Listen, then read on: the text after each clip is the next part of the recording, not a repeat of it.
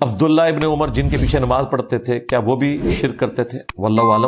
کفر تو وہ کرتے تھے اس اعتبار سے کہ خوارج صحابہ کو کافر کہتے تھے، تو کفر دون الکفر تو تھا۔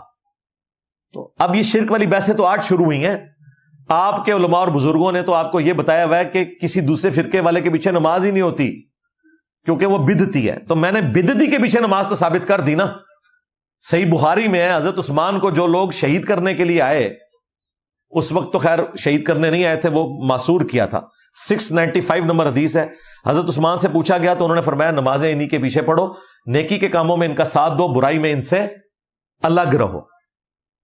اور یہ تو کہتے تھے کہ وہ یہودی ایجنٹ تھے، وہ یہودی تھے، تو حضرت عثمان کہہ رہے ہیں یہودیوں کے پیچھے بھی نماز پڑھ لو بقول ان کے۔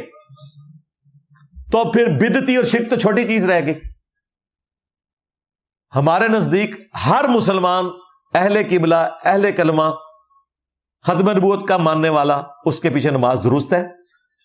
یہ پورا مقدمہ ہے جو میں نے قرآن و سنت سے ثابت کیا ہے۔ اس کے لیے میری ویڈیو دیکھیں، شرک والے امام کے پیچھے نماز۔ یہ تو اتنی دفعہ سوال آتا ہے اس لیے میں نے الگ سے ویڈیوز ریکارڈ کروا دی۔